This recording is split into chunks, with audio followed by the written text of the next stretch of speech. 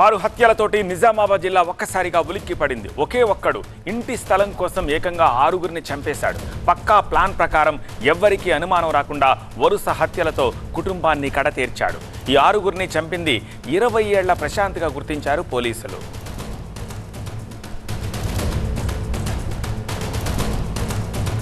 మాక్లూరుకి చెందిన ప్రసాద్ అనే వ్యక్తి కుటుంబం కొద్ది రోజుల క్రితం మాచారెడ్డికి షిఫ్ట్ అయింది. ప్రసాద్కు భార్య, 2 పిల్లలు, 2 చెల్లెళ్ళు ఉన్నారు. అయితే ప్రసాద్ ఇంటిపై అతని స్నేహితుడు ప్రశాంత్ కన్నేశాడు. లోన్ అవసరం ఉందని చెప్పి అతని పేర రిజిస్ట్రేషన్ చేయించుకున్నాడు.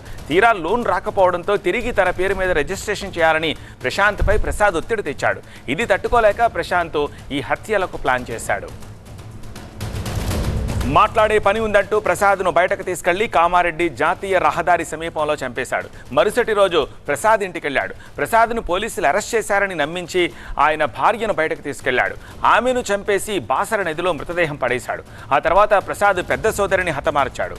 2 పిల్లల్ని సోన్ బ్రిడ్జ్ సమీపంలో, చిన్న సోదరిని మాచారెడ్డి సమీపంలో దారుణంగా చంపేశాడు. మొదటి 3 హత్యలు ప్రశాంత్, మిగతా 3 హత్యల్లో మరో 3 ప్రమేయం ఉన్నట్టుగా పోలీసులు ప్రాథమికంగా నిర్ధారణకు వచ్చారు. సంచలనం సృష్టించిన ఈ కేసులో అన్ని కోణాల్లో పోలీసులు విచారిస్తున్నారు. నిందితుడు ప్రశాంత్ క్రైమ్ బ్యాక్గ్రౌండ్ పై ఆరా తీస్తున్నారు. మరింత సమాచారం మా ప్రతినిధి ప్రభాకర్ అందిస్తారు. ప్రభాకర్, అసలు ఈ విషయం వెలుగులోకి ఎలా వచ్చింది? పోలీసులు ఏం చెప్తున్నారు? 6 హత్యలకు సంబంధించి పోలీసులు ఒక్కో చోట ఒక్కో హత్య జరిగిన నేపథ్యంలో ఆ దర్యాప్తులో భాగంగానే ఈ విషయం అంతా కూడా బయటకు వచ్చింది. సదాశివనగర్లో ఒక గుర్తు తెలియని మృతదేహం, పూర్తిగా కాలిపోయిన మృతదేహాన్ని పోలీసులు గుర్తించారు.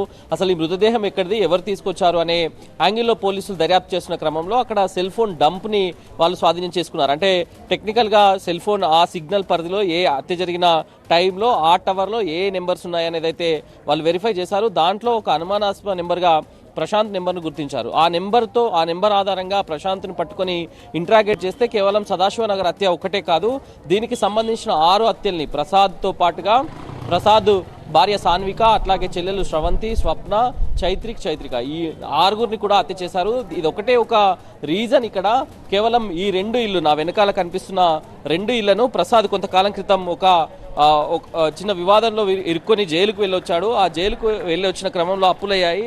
ఆ ఇంటిని, ఈ 2 ఇళ్లను ప్రశాంత్ పేరు మీద రిజిస్ట్రేషన్ చేసి లోన్ ఇప్పించాల్సిందిగా కోరాడు. ఈ ఇళ్లను రిజిస్ట్రేషన్ చేసుకున్న ప్రశాంత్ లోను రిజెక్ట్ కావడంతో మళ్ళీ రిజిస్ట్రేషన్ చేయమని ప్రసాద్ అడిగాడు. ఆ క్రమంలోనే ఇద్దరి మధ్య గత కొంతకాలంగా కూడా గొడవలు నడుస్తున్నాయి. సో మళ్ళీ రిజిస్ట్రేషన్ చేయలేదు. ఆ ఇంటిని స్వాధీనం చేసుకున్న క్రమంలోనే ఈ ప్రసాద్ హత్యకు కృత్య చేసినట్లుగా ఇక్కడ పోలీసులు తెలుస్తున్నారు. ఇక్కడ ఈ ఒక్కటే కాదు, ప్రశాంత్కు సంబంధించిన చాలా విషయాలు ఇప్పుడు వెలుగులోకి వస్తున్నాయి. ఈ హత్యదంతం తర్వాత ఇక్కడనే చాలా మంది బాధితులు కూడా ఉన్నారు. ఒక్కొక్కరుగా వెలుగులోకి వస్తున్నారు. లోన్లు ఇప్పిస్తామని చెప్పి చాలా మంది భూములను కూడా రిజిస్ట్రేషన్ చేసుకున్నట్లుగా తెలుస్తుంది. కొంతమంది గ్రామస్తులు కూడా ఉన్నారు మనతో పాటు. వాళ్ళని మాట్లాడించే ప్రయత్నం చేద్దాం. ఈ ప్రశాంత్ ఎంతమంది దగ్గర లోన్లు ఇప్పిస్తాను డబ్బులు తీసుకున్నట్టుగా మీ దృష్టికి వచ్చింది? లేదండి, అది అంటే ఇదివరకు ఉన్నదా? నాకు వేరే వాళ్ళకైతే అంటే ఎట్లా ఉండేవాడు ఇక్కడ?